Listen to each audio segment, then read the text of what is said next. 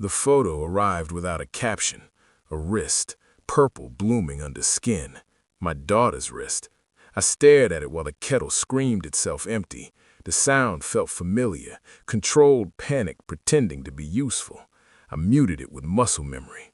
Retired hands, trained hands. My phone vibrated again. Her. I failed, Dad. It's nothing. Nothing is a word people use when they need it to be small. I called. She answered too quickly, breathing shallow. Lying is audible when you know the pitch. I'm fine, she said. Really. Behind her voice, something shifted. A door, a step. Silence swallowed it. I let the pause stretch. Fire teaches you that oxygen feeds flames. Starve it, and the truth has to move. Okay, I said, calm. Send me your address. No. That single syllable landed harder than the bruise. Minutes later, another message. This one not from her. Him. Accidents happened to NOSY retired firefighters. I smiled, not because it was funny, because it was precise.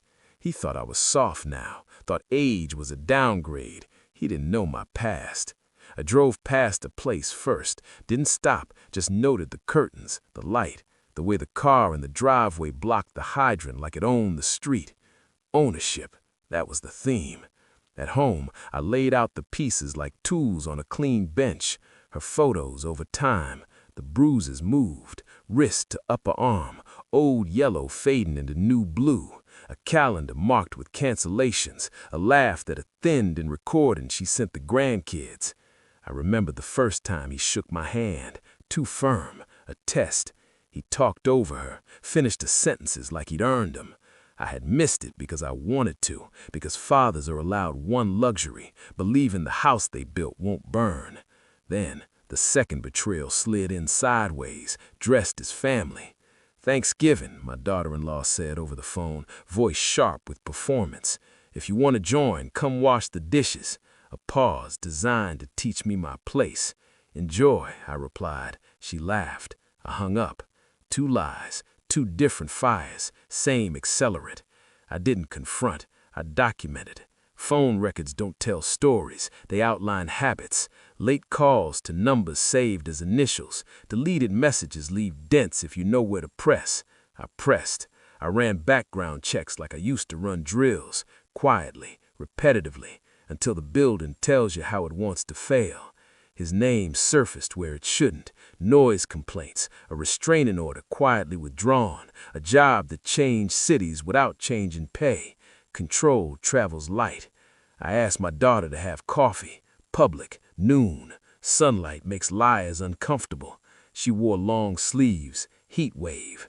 I said nothing. I watched the way her eyes tracked the door every time it opened. I'm happy, she said, on cue. Okay, I said, same calm. I paid, left a tip large enough to signal care without asking for gratitude. That night, I booked a flight. Not to her city, to Zurich. I posted one photo, stone terrace, lake like polished steel, captionless. The phone rang 71 times. Greed is louder than fear. The report arrived folded, not emailed. Old habits. Paper carries weight. I invited him over. Coffee, afternoon, neutral ground. He sat where I could see his hands. They shook when he reached for the mug. Accidents happen, he said, smiling like a warning. I slid the report across the table, not to him, to the space between us, where truth waits. He didn't touch it at first. Then he skimmed. Then he stopped breathing. It's wrong, he said. Read page 4, I said. He did. The room got very quiet. I didn't, he began. I raised a finger. 1. He stopped. Control recognizes authority. From the hall, my daughter watched, sleeves pushed up, bruises exposed like evidence that had waited long enough. I fell, she said, voice steady now, into the truth. He cried, loud, wet. I stayed still. I didn't raise my voice. I didn't touch him. I showed him the lease termination already filed, the job offer rescinded after an anonymous packet reached HR, the restraining order reinstated, this time with teeth. I know people, I said, finally, people who believe documentation. He looked at my daughter. She didn't look back. My phone buzzed, again, My daughter-in-law. I answered. Speaker. You can't just, she started. I sent her the photos. Terrace, villa, deed, timestamps, silence, then pleading, then rage.